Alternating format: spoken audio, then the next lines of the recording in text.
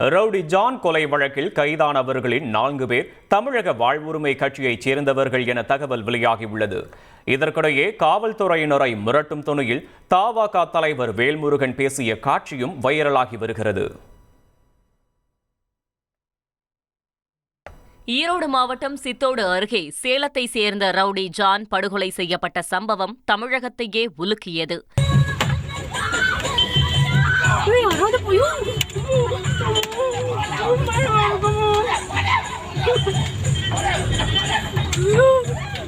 இந்த வழக்கில் தொடர்புடைய 10க்கும் மேற்பட்டோரை போலீசார் கைது செய்துள்ள நிலையில் இவர்களில் பூபாலன், சரவணன், சலீம், கார்த்திகேயன் ஆகிய 4 பேர் தமிழக வாழ்வுரிமை கட்சியில் இணைந்து செயல்பட்டு வந்ததாக அதிர்ச்சி தகவல் வெளியாகியுள்ளது. குறிப்பாக சில தினங்களுக்கு முன்னர் சேலம் மாவட்டம் தாதகாப்பட்டியில் தமிழக வாழ்வுரிமை கட்சி சார்பில் நடந்த பொதுக்கூட்டத்தில் பேசிய அக்கட்சியின் தலைவர் வேல்முருகன், கொலை குற்றங்களில் ஈடுபட்டிருந்தாலும் திருந்தி தனது கட்சியில் இணைந்தவர்கள் மீது பொய் வழக்கு போடும் காவல்துறையினரின் சட்டையை கழற்றி விடுவேன் என மிரட்டும் துணியில் பேசியிருந்தார்.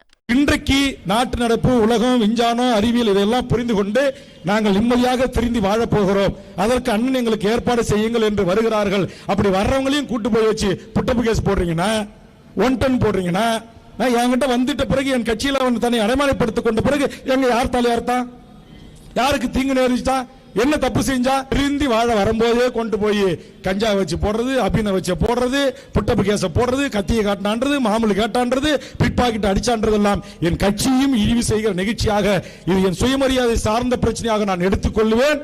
அப்புறம் உங்க சட்டை கைட்டப்படும். மேலும் ஒரு எஸ்பிக்கு ஆயுள் தண்டனை வாங்கி கொடுத்து சிறைக்கும் ஒரு எஸ்பியை வீட்டுக்கும் தான் அனுப்பி வைத்ததாகவும் அவர் தெரிவித்தார். இங்க கூட கிச்சிபாளையத்தில் இன்னைக்கு 2 தம்பிகள் வீட்டுக்கு காவல்துறை போயிருக்கிறாங்க. வேண்டாம், நான் டிஜிபி கிட்ட, கமிஷனர் கிட்ட அனுமதி வாங்கி தான் வச்சிருக்கேன். இப்ப போய் இன்னைக்கு கூட்டத்துக்கு அவங்க ஆளுக்கு 50 பேரை கூட்டு வராரு கவியரசன் தலைமையிலன்னா, நீங்க கூட்டத்துக்கு போவாதீங்க, உங்களை கைகால உடச்சு தூக்கி உள்ள போட்டுருன்னு சொல்றீங்க. அதெல்லாம் வேண்டாம். சில காவல்துறை அதிகாரிகளுக்கு வேல்முருகன் யாரு, கடந்து வந்த பாதைன்னு தெரியாதுன்னு நினைக்கிறேன். 2 எஸ்பி ஏற்கனவே நான் சேலத்தில் பதிவு செய்திருக்கிறேன். தமிழ்நாட்டிலேயே 2 எஸ்பிக்கு, ஒரு எஸ்பிக்கு ஆயுள் தண்டனை, ஒரு எஸ்பிய சீட்டை கிழிச்சு எஸ்பியா பணியில இருந்தவனை டிஸ்மிஸ் செய்து வீட்டுக்கு அனுப்பினவன் நான்.